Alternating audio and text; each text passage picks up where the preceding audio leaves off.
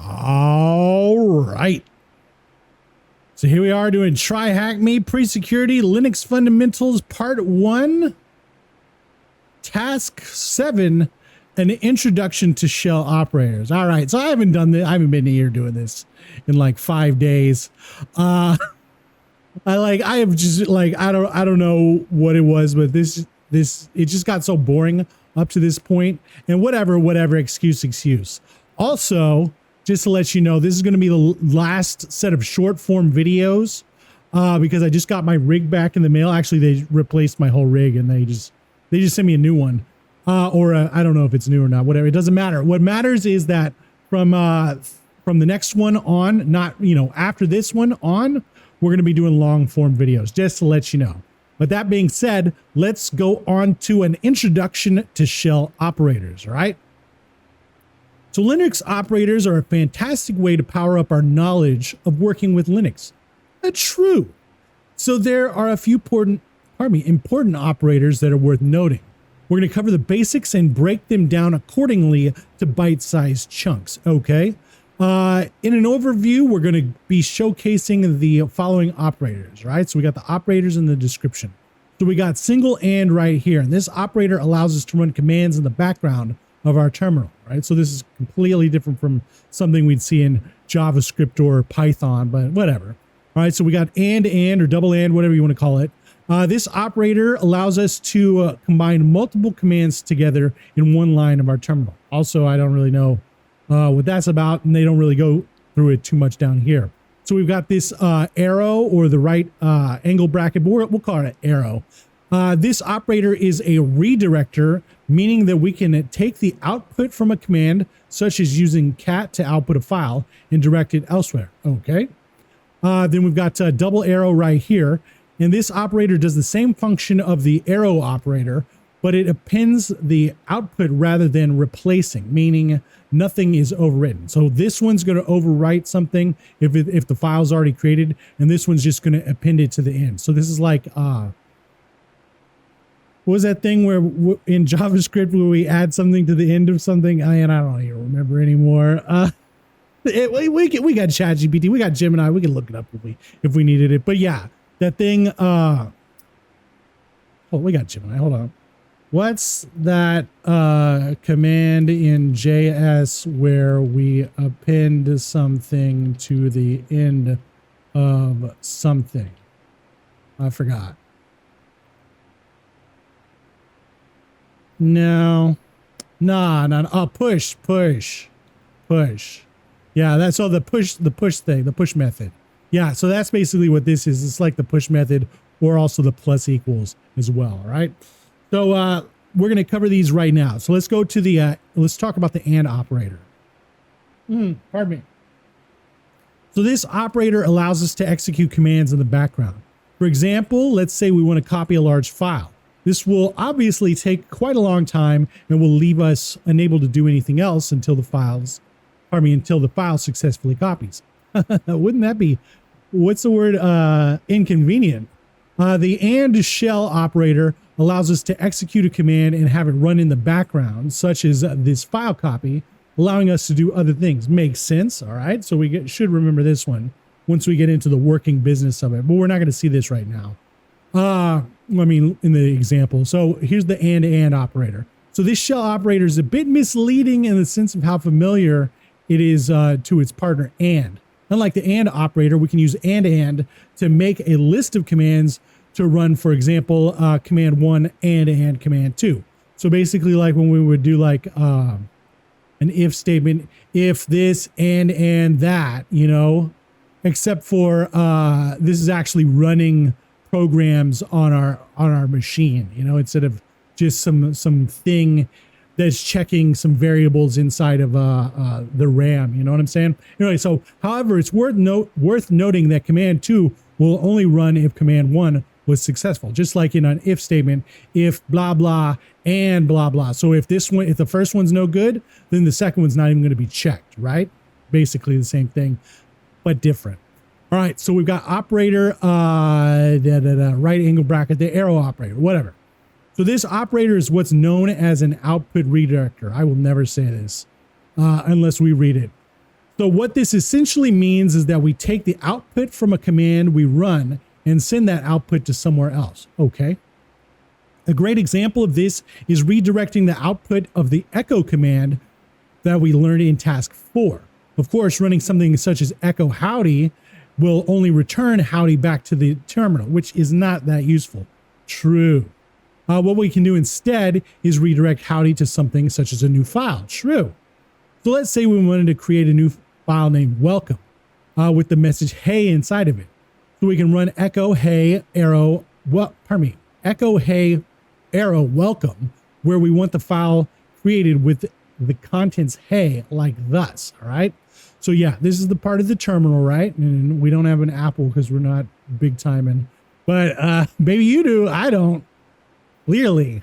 And then we've got echo hey, and then the arrow welcome. So basically what this is doing, and then we've got like the cat welcome right here, and it pulls up hey. So basically what this is doing is just like in JavaScript where we're making a variable called welcome. So it'd be like the same as going like var welcome equals hey, right? Except for the thing is, or if it was Python, we would just say welcome equals hey, right? Except for the thing is, this isn't making a variable on the RAM. This is actually making a file called welcome. So it's like actually in the file explorer, you can go and pick it out yourself right over there. And it's actually going to make a file called hey right there, right? And then cat is like the same as saying print. Let's come down here. It's like the same as saying print welcome. All right. So basically that's the same thing. It'd be like print welcome or console.log. Should have done console.log first. Hold on. Console. Actually, we should do this. Check this out. Check this out. Console.log welcome. All right. And this would print out, it would print out hey in the console. And it would print out hey in the console down here too, or whatever it does for Python. Also, if you need to make different lines in ChatGPT or Gemini, just push Shift Enter. I figured that out a couple days ago. Let's do this. There we go. Anyway, so let's come back over here. So note, if the file, i.e. welcome, already exists, the contents will be overwritten. So it's the same. I mean, it's the same thing like this. If we came down here later in the code and said welcome now equals blue bonnet, you know, of course that would change the thing. I mean, like, come on now. Well, we know programming. We know what's going to happen. But yeah, basically the same thing. Except for the thing is, this is on our SSD or our hard disk drive, okay? This is not in the RAM, okay? So if we make another program and we call this thing up and we call up welcome on the other program, we can do that. We don't even have to make another variable. Well, we are going to have to call it up and blah, blah, blah, blah. Anyway, so let's go to operator arrow, the arrow operator. So this operator is also an output redirector like in the previous operator. The arrow operator, we discussed, whatever. Anyway, so however, what makes this operator different is that rather than overriding any contents within a file, for example, it instead just puts the output at the end. Okay. Also, I don't know like which file extension this would make it. Is this going to be like a text file? I don't know. Anyway, hopefully we'll figure that out later. Following on with our previous example, where we have the file welcome that has the contents of hey, if we were to use echo to add hello to the file using the arrow operator, the file will now only say hello and not hey. So yeah, just like down here, if we changed welcome to bluebonnet, it will say bluebonnet now instead of hey, right? So the arrow operator allows us to append the output to the bottom of the file rather than replacing the contents like thus, all right? So if we did hello arrow welcome, it would add a line break to the hey and put the hello under it, right? So you can just imagine how to do that in JavaScript. Let's just keep going, all right? So if we wanted to run a command in the background, what operator would we want to use? We're answering the questions now. All right, so that's definitely going to be the and sign because we didn't even deal with the anything other than that. So let's do that. There we go. Awesome. If we wanted to replace the contents of a file named passwords with the word password 123, what would the command be? All right, so let's go echo password 123. All right, and now we're going to have the arrow. Let's do passwords. All right, and submit it. There we go.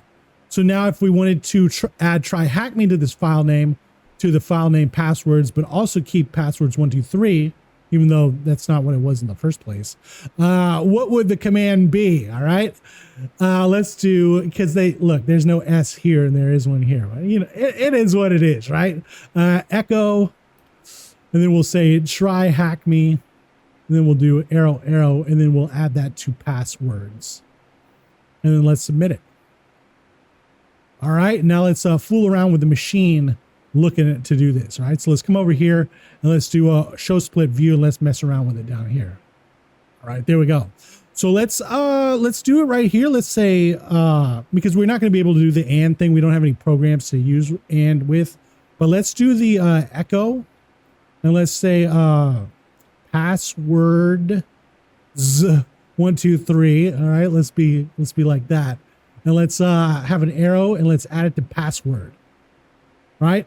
So now there's a file called password that exists. And if we say cat password, boom, we got passwords 123. All right. Let's fix that up. Echo password 123. Password. That's not it either. Word. How about that? Now let's do cat password. How about cat password? All right, now we fixed it up real nice, right? So now let's add cool guy to the end of it. Echo cool guy. To let's do double what is that thing called? Double arrow password. Now let's say cat password. There we go. So we learned something, right? I think we did. All right, let's get this out of here. What? How about that? All right, cool. So let's come back down here. All right, so now use this. Complete. Awesome. All right. So now we're on to task 8, conclusions and summaries. And we'll see you next time.